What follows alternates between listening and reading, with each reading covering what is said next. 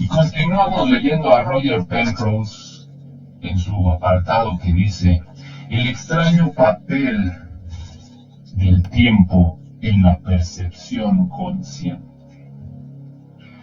¿Podemos tomar estos experimentos al pie de la letra?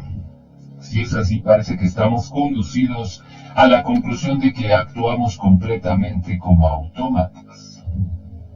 Cuando llevamos a cabo cualquier acción que necesite menos de un segundo o dos en modificar una respuesta.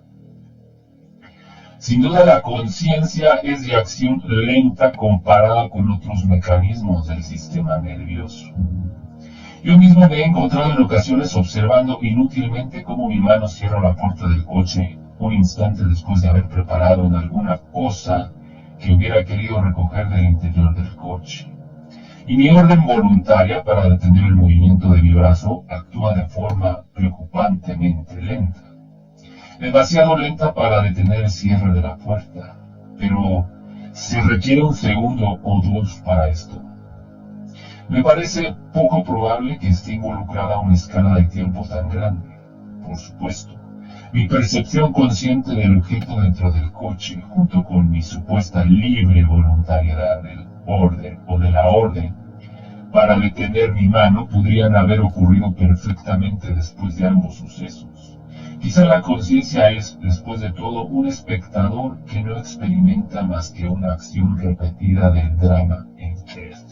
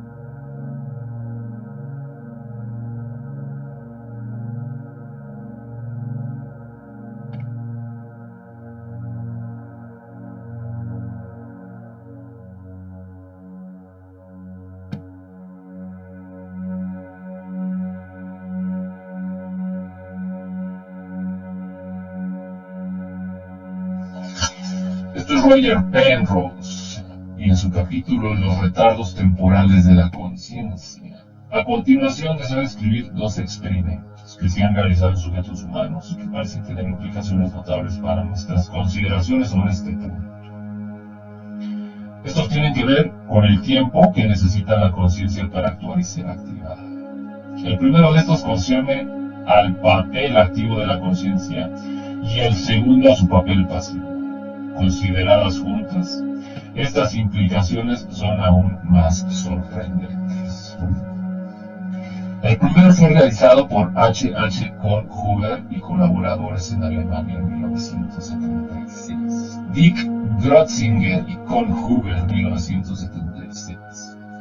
Cierto número de sujetos humanos se prestaron voluntarios para que se registrasen las señales eléctricas en un punto de sus cabezas. Esto es un electroencefalograma, EEG, y se les pedía que flexionaran varias veces y repentinamente el dedo índice de sus manos derechas, totalmente a su propia elección. La idea es que los registros de los EEG indicarían algo de la actividad mental que está teniendo lugar dentro del cráneo y que está involucrada en la decisión real consciente de flexionar el índice. Para obtener una señal significativa a partir de las trazas del EEG, es necesario promediar las trazas de varias series diferentes, y la señal resultante no es muy definida. Sin embargo, se encuentra algo curioso. Hay un aumento gradual del potencial eléctrico registrado durante un segundo entero, o quizás incluso hasta un segundo y medio antes de que el dedo sea flexionado. Esto parece indicar que el proceso de decisión consciente necesita un segundo para actuar. Esto puede ser contrastado con el tiempo mucho más corto que lleva a responder a una señal externa si el modo de respuesta ha sido establecido por adelantado. Por ejemplo, la flexión del dedo podría ser la respuesta al destello de una señal luminosa en lugar de ser libremente voluntaria. En tal caso, es normal un tiempo de reacción de aproximadamente un quinto de segundo, que es unas 5 veces más rápido que la acción voluntaria, que se ponía a prueba en los datos de Kornhuber.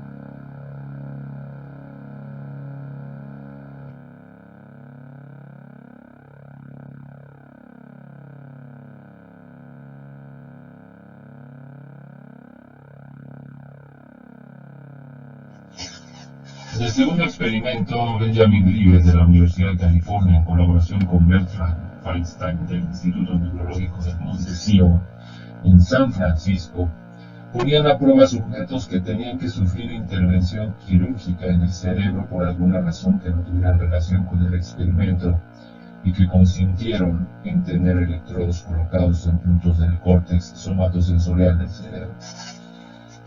El resultado del experimento de Libet fue que cuando se aplicaba un estímulo en la piel de estos pacientes transcurría aproximadamente medio segundo antes de que fueran conscientes de dicho estímulo. Pese al hecho de que el propio cerebro había recibido la señal del estímulo en solo una centésima de segundo y podía lograrse una respuesta preprogramada refleja del cerebro a dicho estímulo en aproximadamente una décima de segundo. Además, a pesar del retardo de medio segundo antes de que el estímulo alcanzase la conciencia, existía la impresión subjetiva de los propios pacientes de que no había ningún retraso en su toma de conciencia del estímulo. Algunos de los experimentos de Libet implicaban estimulación del tálamo, con resultados similares a los del córtex somatosensorial. Recordemos que el córtex somatosensorial es la región del cerebro por donde entran las señales nerviosas. Por lo tanto, la estimulación eléctrica de un punto del córtex somatosensorial correspondiente a un punto particular de la piel sería para el sujeto igual que si algo hubiera tocado realmente la piel en el punto correspondiente. Sin embargo, resulta que si la estimulación eléctrica es demasiado breve, durante menos de aproximadamente medio segundo, entonces el sujeto no llega a ser consciente de ninguna sensación. Esto debe contrastarse con una estimulación directa del punto de la misma piel, puesto que un contacto momentáneo en la piel sí puede ser sentido. Supongamos ahora que se toca primero la piel y luego se estimula eléctricamente el punto del córtex somatosensorial. ¿Qué se tiene o qué siente el paciente?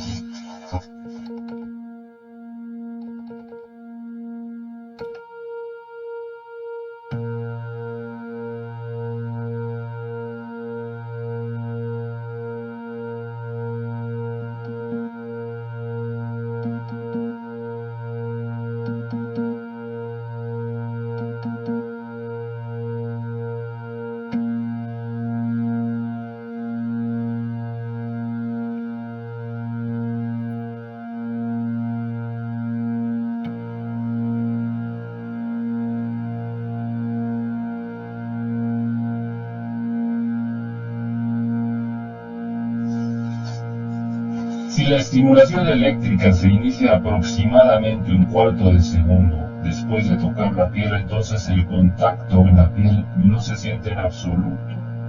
Este es un efecto conocido como enmascaramiento retroactivo.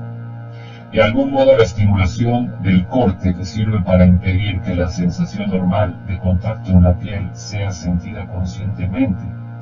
La percepción consciente puede ser inhibida, enmascarada por un suceso posterior, siempre que dicho suceso ocurra antes de medio segundo. Esto nos dice que la percepción consciente de tal sensación ocurre algo así como medio segundo después del suceso real que produce esa sensación.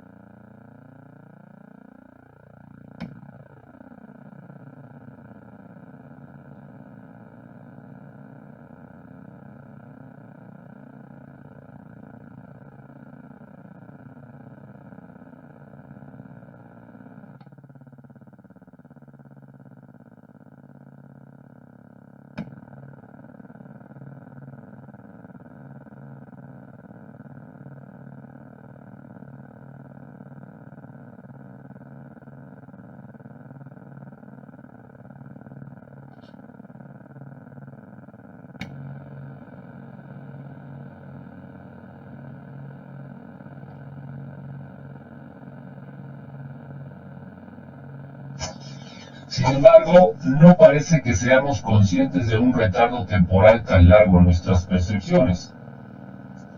Una manera de hacer comprensible este curioso descubrimiento podría consistir en imaginar que el tiempo de todas nuestras percepciones está retrasado efectivamente alrededor de medio segundo respecto del tiempo real, como si el reloj interno de cada uno simplemente estuviese equivocado en medio segundo aproximadamente.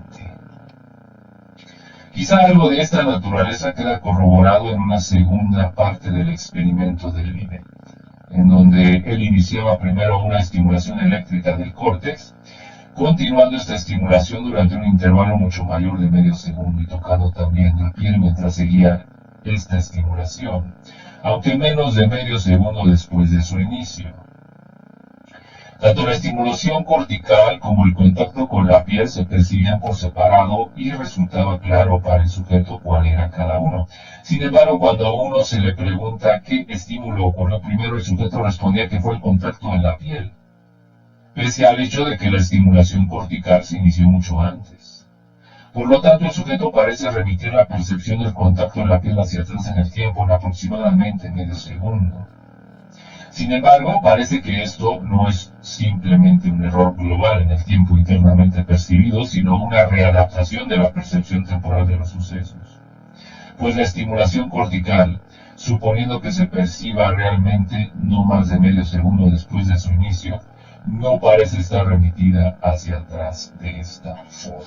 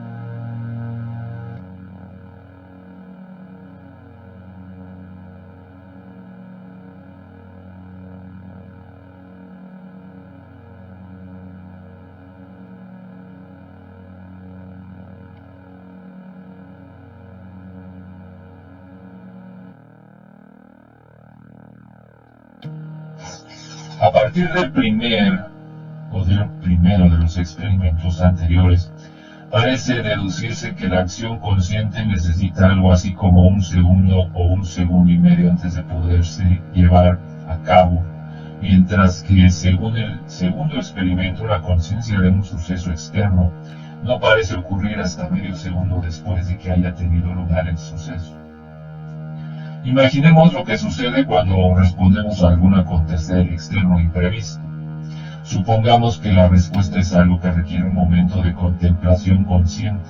Parecería sobre la base de los experimentos de Livet que debiera transcurrir medio segundo antes de que la conciencia sea llamada a juego. Y luego, como parecen implicar los datos de Kornhuber, se necesita bastante más de un segundo antes de que pueda tener efecto una respuesta voluntaria. El proceso total desde el input sensorial hasta el output motor parecería necesitar un tiempo del orden de 2 segundos. La implicación aparente de estos dos experimentos considerados juntos es que la conciencia no puede siquiera entrar en juego en absoluto, en respuesta a un suceso externo. Si dicha respuesta tiene que tener lugar en menos de un par de segundos aproximadamente.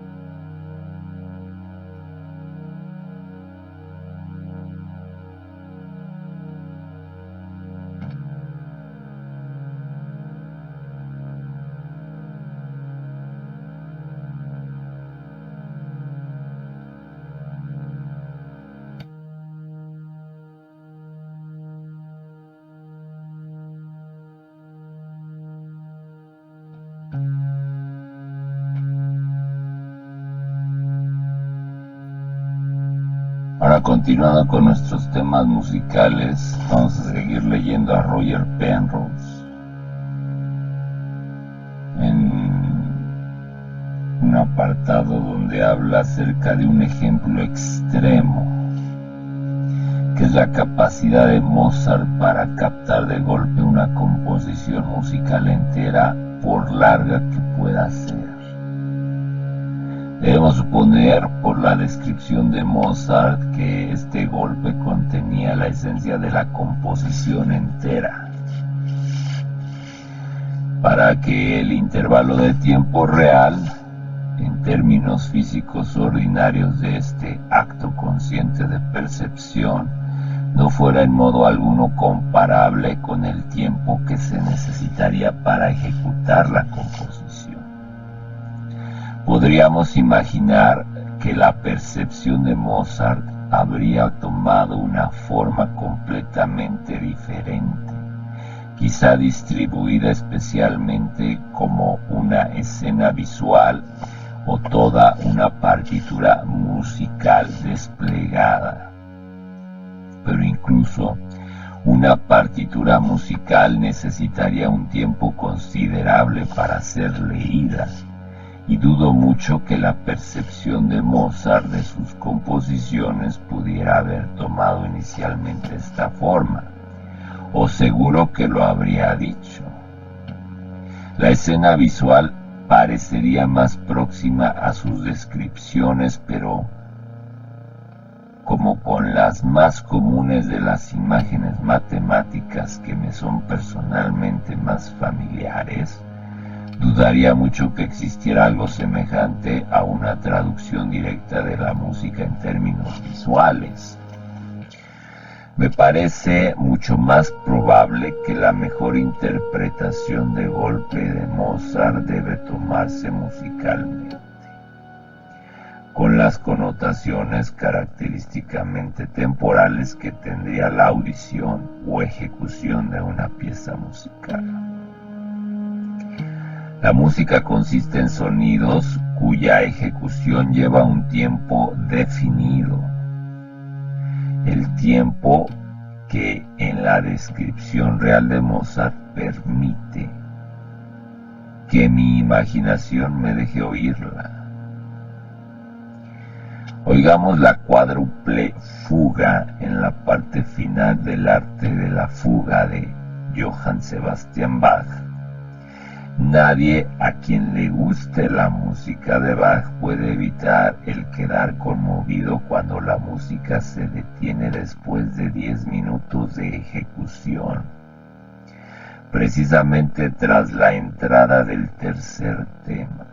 La composición como un todo parece que de algún modo sigue ahí, pero ahora se nos ha desvanecido en un instante.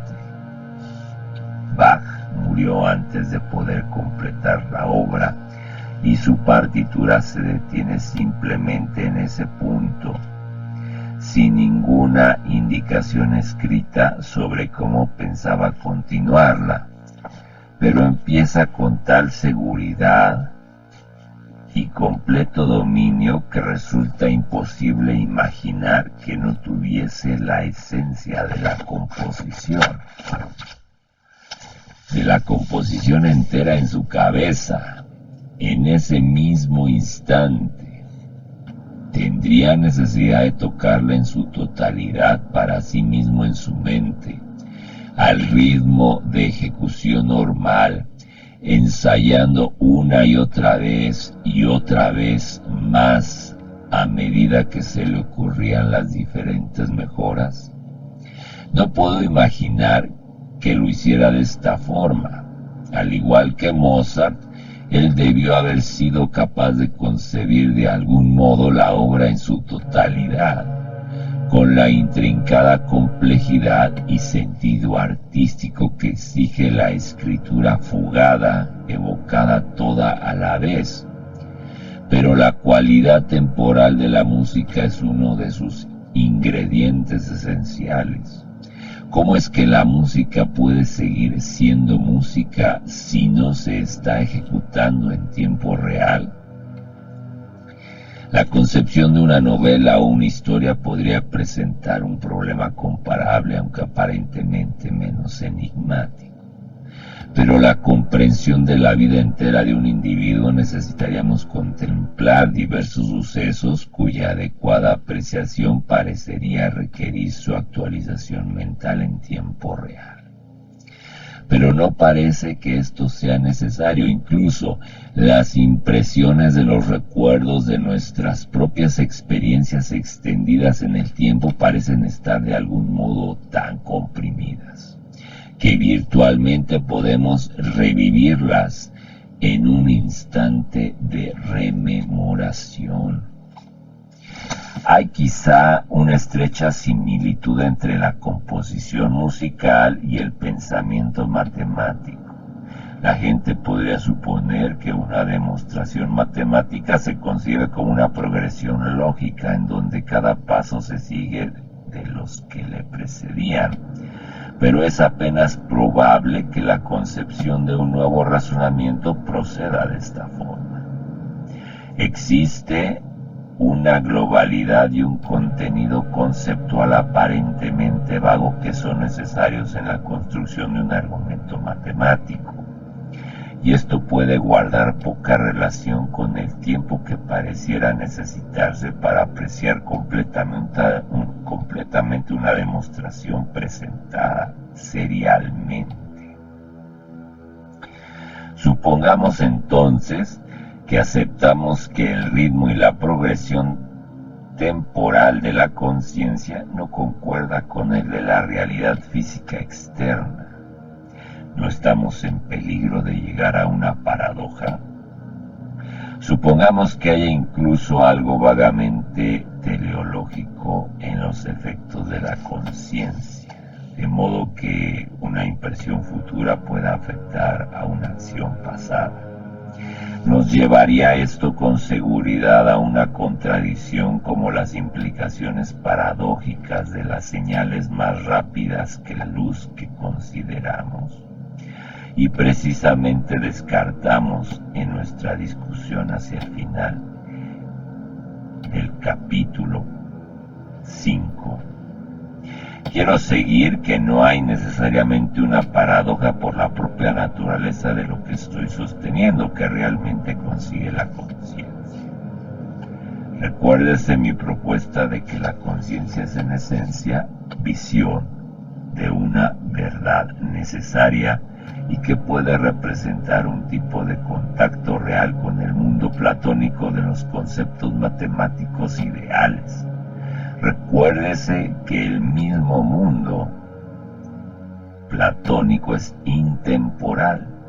La percepción de la verdad platónica no conlleva información en el sentido técnico de información que puede transmitirse mediante un mensaje. Y no habría contribución real envuelta si tal percepción consciente se propagara incluso hacia atrás en el tiempo.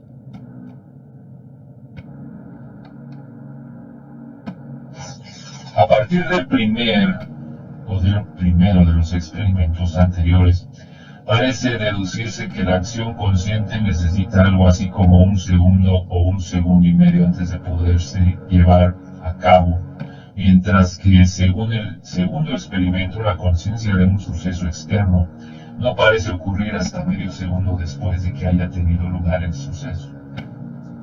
Imaginemos lo que sucede cuando respondemos a algún acontecer externo imprevisto. Supongamos que la respuesta es algo que requiere un momento de contemplación consciente.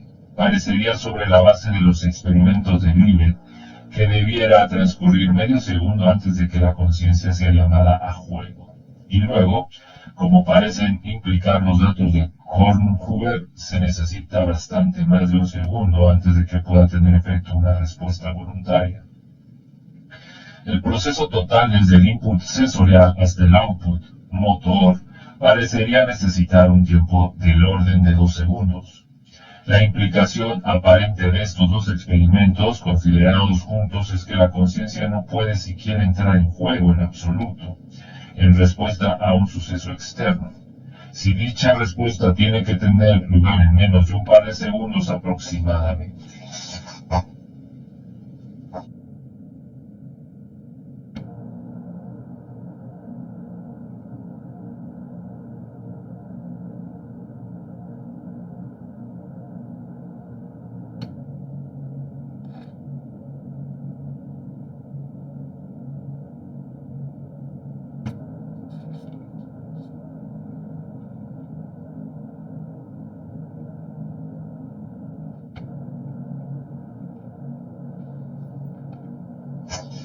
Sin embargo, no parece que seamos conscientes de un retardo temporal tan largo en nuestras percepciones. Una manera de hacer comprensible este curioso descubrimiento podría consistir en imaginar que el tiempo de todas nuestras percepciones está retrasado efectivamente alrededor de medio segundo respecto del tiempo real. Como si el reloj interno de cada uno simplemente estuviese equivocado en medio segundo aproximadamente. Quizá algo de esta naturaleza queda corroborado en una segunda parte del experimento de Linet, en donde él iniciaba primero una estimulación eléctrica del córtex, continuando esta estimulación durante un intervalo mucho mayor de medio segundo y tocando también la piel mientras seguía esta estimulación, aunque menos de medio segundo después de su inicio. Tanto la estimulación cortical como el contacto con la piel se percibían por separado y resultaba claro para el sujeto cuál era cada uno. Sin embargo, cuando a uno se le pregunta qué estímulo ocurrió primero, el sujeto respondía que fue el contacto en la piel, pese al hecho de que la estimulación cortical se inició mucho antes. Por lo tanto, el sujeto parece remitir la percepción del contacto en la piel hacia atrás en el tiempo en aproximadamente medio segundo. Sin embargo, parece que esto no es simplemente un error global en el tiempo internamente percibido, sino una readaptación de la percepción temporal de los sucesos. Pues la estimulación cortical, suponiendo que se perciba realmente no más de medio segundo después de su inicio, no parece estar remitida hacia atrás de esta forma.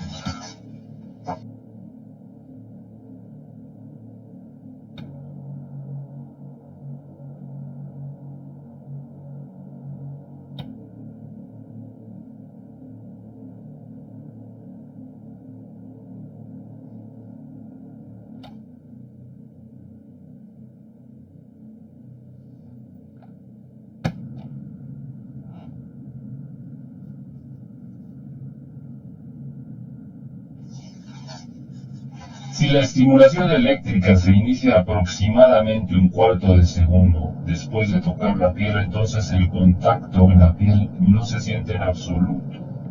Este es un efecto conocido como enmascaramiento retroactivo. De algún modo, la estimulación del córtex sirve para impedir que la sensación normal de contacto en la piel sea sentida conscientemente. La percepción consciente puede ser inhibida, enmascarada por un suceso posterior, siempre que dicho suceso ocurra antes de medio segundo. Esto nos dice que la percepción consciente de tal sensación ocurre algo así como medio segundo después del suceso real que produce esa sensación.